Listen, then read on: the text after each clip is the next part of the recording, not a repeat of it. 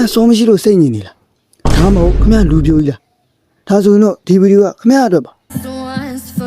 ဝိဌာနကြီးမှာ Hades လို့ခေါ်တဲ့ငယ်မင်းရှိခဲ့ပါတယ်ငယ်မင်းဆိုမှသူ့ကိုဘယ်သူမှမချစ်ကြအောင်ဒါပေမဲ့ခင်ဗျသိလား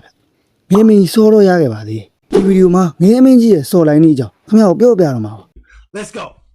ချိန်ကနာအပြင်ခေါ်ရင်နဲ့တိုက်တန်နေစစ်ဖြစ်ပြီးရဲ့ခေါ်ရင်နိုင်ရပြီးကဘာကြီးကို၃ပိုင်းပန်းညီကို၃ယောက်ခွဲပြီးအုပ်ချုပ်ကြပါဇုစ်ကကောင်းပြီးပိုစိုက်တန်းပင်လဲနဲ့ Hades ကငရဲပုံမှာ Hades ရဲ့အလုပ်ကရိုးရိုးလေးပဲဗျသူ့ဘဝတော့ဘေးကောင်းဖြစ်ခဲ့သူဒါမှမဟုတ်သူရဲကောင်းလုပ်ပြီးလူတွေကဲခဲ့သူဆို Elysian ပို့ပါElysian ဆိုတာကျွန်တော်တို့ဘာသာရဆိုနတ်ပြည်ပေါ့ဗျနတ်ပြားတွေကိုဂလန်ကဆန်လုပ်ခဲ့သူဆိုရင်တော့ဒါမျိုးပြည့်တွေပေးပါတယ်ကြောက်တော့တူမီတောင်ပေါ်တက်ခိုင်းတာတို့တိတိလေးပါဇက်ဝါရောက်ခံမှာခိုင်းရအပေါ်ပြန်မြစ်သွားတာမျိုးဖူးစာရှင်တွေ့ပြီဆိုပြီးဆွေပြမျိုးပြလုပ်ပြီးရမှာအခြားတယောက်နဲ့ရသွားစီရမျိုးပေါ့ဗျအကောင်းတစ်ကောင်အလဲလက်လူတွေကြောက် Expo တွေပို့ပေးပါတယ် Expo တွေမှာတော့ဘားသွားလိုက်ကလပ်တက်လိုက်နေအတော်အဆင်ပြေကြတယ်ဗျဆိုတော့ Hades အလုပ်ကအတော်ပြင်းမှုကောင်းပြီးအထီးကျန်တဲ့လုပ်ကြီးဗျဒီမှာတော့တစ်တော့ချင်း Persephone လို့ခေါ်တဲ့ကောင်မလေးတယောက်သွားတွေ့ပါရှားသူမဟုတ်ပါဘူးသူ့ကို Zeus နဲ့ Demeter တို့ရဲ့သမီးပါအမျိုးဆိုင်သူ့တူမှာအရင်ခောက်ကြီးပါအဲ့မှာ Hades ကရောက်ကတိ Zeus စီအရင်ကတ်တာမျိုးနောက်တော့ Zeus ကျုပ် Persephone ကိုလက်ထပ်ခြင်းလို့အဲ့ဒါဖြစ်နိုင်မလားလားခွင်တော်လား Brother What's that ကွာမင်းတူမလေးပြီးတော့အသက်ကလည်းနှစ်တရာလောက်ကွာတယ်ကွာဒါပေမဲ့ကွာမင်းဘက်ကလိုချင်မှတော့ငါဘာလို့ခွင့်မပြုနိုင်ရမှာလဲ Zeus စီအဲ့လိုခွင့်ပြုချက်ရပြီးရင်တော့ Hades ကြီးကန်းကောင်မိုက်တော့ဘူးဒီမှာ Persephone နဲ့သူ့ပေါင်းပါတယ်ပန်းခင်းနဲ့လမ်းလျှောက်တယ်ပန်းကောက်နေကြပါခဏကြောင်လူစုကွဲသွားပါတယ် Persephone ရှိအတော်လာတဲ့ပန်းဝင်ကို Hades ကဖန်တီးလိုက်လို့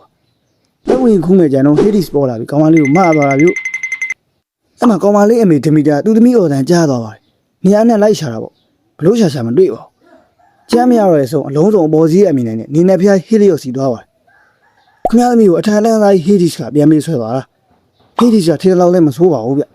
ခင်ဗျားသမီးကတကိုးကြီးဆုံးခေါ်ရတဲ့တယောက်နဲ့ယူရမှာဆိုတော့အရှုံးမရှိပါဘူးမြောက်ငါသမီးကိုပြန်တွေ့ရမှာဂျင်းနဲ့နိုင်အဲ့လိုပြောပြီးငိုယုံမိုင်းငိနေရတာဗျခင်ဗျားကိုသိလားဗျဒီမီတာဆိုတာကောက်ပဲသီးနှံတွေကိုအထွေတိုးအောင်ကြမ်းဆောင်ပေးရတဲ့နယ်ပြားမှာကြီးပါဒီမီတာမပြောတော့သီးနှံတွေလည်းအထွေမတိုးတော့မတိုးရပြင်သီးကိုမသီးတော့တာဆိုလူသားတွေအငါပေးတွေ့ပြီပေါ့ဗျာတော့အပေါ်ကဆရာကြီး Zeus မြင်ပါတယ်မဖြစ်တော့ဘူးဆိုပြီးသူသား Hermes ကိုစင့်ကုန်ဒီမီတာစီလွတ်ပါတယ်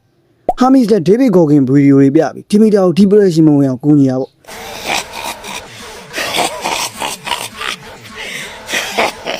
ဒါလည်းမရအောင်သူသမီးကိုတွေ့ရမှာကျင်းနဲ့နိုင်မယ်ဗျာ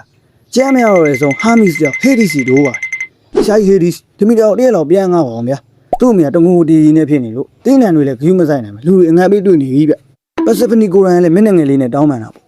ချေရုံးမြစ်တာတွေကအရက်သမားပြင်မဲ့တနာရပါတယ်ဆိုသလို Hades ဆိုရင်ငရေမင်းကြီးကလည်းအသေးနှလုံးနဲ့ဆို Persephone ကိုသူ့အမေစီပြန်လို့ Hermes နဲ့ပြန်ထည့်လိုက်ပါတယ်ဒါပေမဲ့ Persephone မပြန်ခင်ဗဇက်တဲ့စလဲစီလေး၄၅စီထည့်ကြွေလိုက်တယ်ဗျ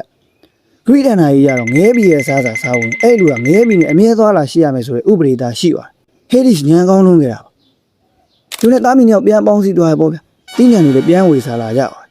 ဇန်နလေးလည်းပြီးဆုံးသွားပြီလို့မထင်နိုင်နဲ့ဗျစလဲသီးပြဿနာရှိပါသေးHades ကဒမီတာရှိရောက်ကြလာပြီကျုပ် Persephone ကိုစလဲသီးကျွေးလိုက်တယ်ဆိုတော့ဥပဒေကကျုပ်နေလူငဲမှာပဲနေရဒမီတာလည်းသူသမီးသူ့စီပြန်ရောက်နေပါတော့ပြန်မလို့လို့ပါ No way အဲ့ကြမှာဇူးတယောက်စလဲသီးပြဿနာဖြေရှင်းမှုမော်ဒရာစတိုင်းနဲ့ပေါက်ချလာပါ